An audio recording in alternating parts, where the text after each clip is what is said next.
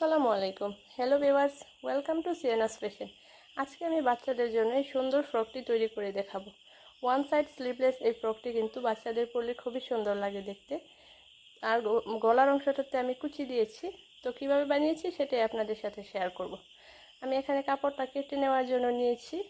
এখানে দুই ভাঁজে 15 ইঞ্চি কাপড় আছে, মানে টোটাল 30 ইঞ্চি কাপড় আছে এখানে। তো কাপড়টাকে আমি দুই ভাঁজ করে উপর থেকে আবারও দুই ভাঁজ করে নিচ্ছি। তারপর এখানে আমি 11.5 ইঞ্চি মেপে নিচ্ছি। এটা হচ্ছে ফ্রকের নিচের কুচির অংশটা। তো কুচির অংশটা আমি 11.5 ইঞ্চি কাটছি।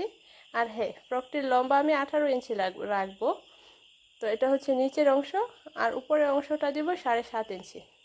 তো এই অংশটা আমি কেটে নিলাম, আলাদা করে নিয়েছি দুই পার্ট। আর এখানে ঘের আছে 14 ইঞ্চি, মানে টোটাল 28 ইঞ্চি ঘের হবে। আর উপরের পার্টটা 7.5 ইঞ্চি রেখে ফ্রকটির লম্বা 18 ইঞ্চি হবে। এরপর আমি বডির জন্য একটা কাপড় নিয়েছি লম্বায় 8.5 ইঞ্চি। কাপড়টা লম্বায় 8.5 ইঞ্চি আছে এবং পাশে আছে 13.5 ইঞ্চি কাপড়। তো কাপড়টাকে আমি আগে মাঝখান থেকে দাগ দিয়ে দুই ভাগ করে নিচ্ছি। মাঝখানে একটা দাগ দিলাম।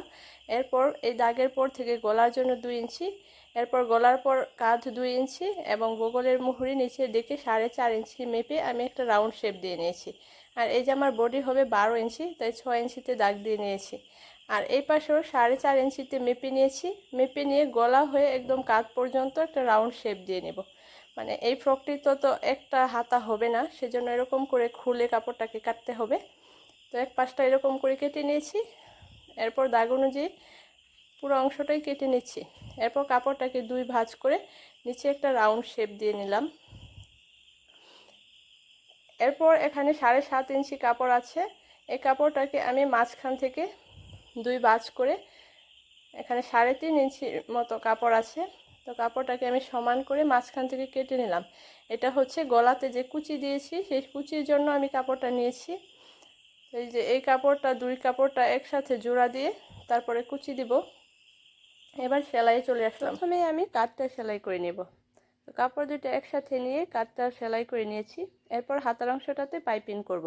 এখানে একটা এক্সট্রা কাপড় নিয়ে নিয়েছি। কাপড়টাকে আমি বাঁকা করে কেটে নিচ্ছি।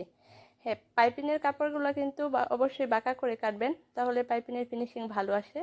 সোজা করে কাপড় কেটে পাইপিং করলে কখনোই পাইপিং ভালো আসে না। তো এরপর কাপড় দুটো আমি একসাথে জোড়া দিয়ে নিয়েছি পাইপিংয়ের জন্য।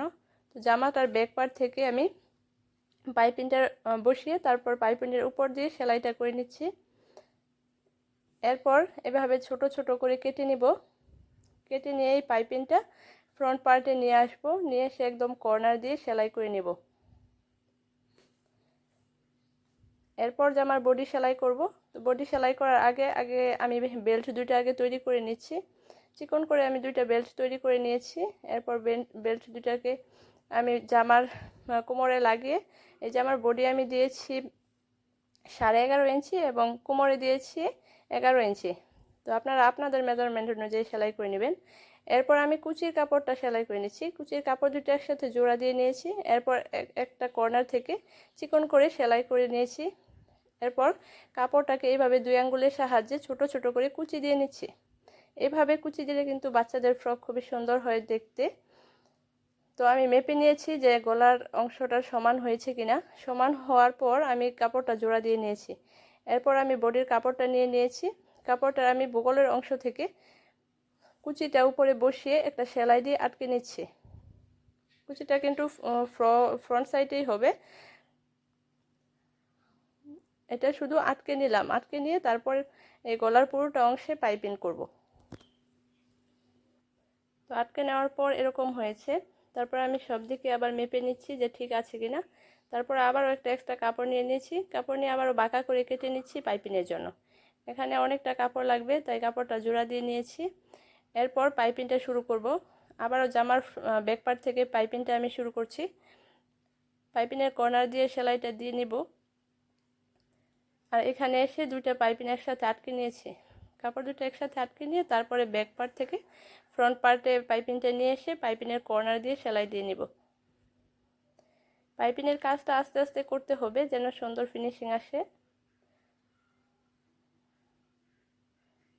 পাইপিংটা করার পর এরকম হয়েছে। এরপর আমি নিচের অংশের কুচির কাপড়টা নিয়ে নিয়েছি। কাপড়টা নিয়ে দুই পাশ সেলাই করে নিয়েছি। এরপর কুচিগুলো আমি আগে দিয়ে নিব।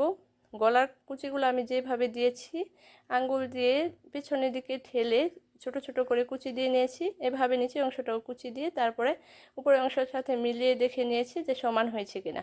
এরপর দুইটা বডির অংশ আর নিচের অংশ একসাথে জয়েন করে নিচ্ছি।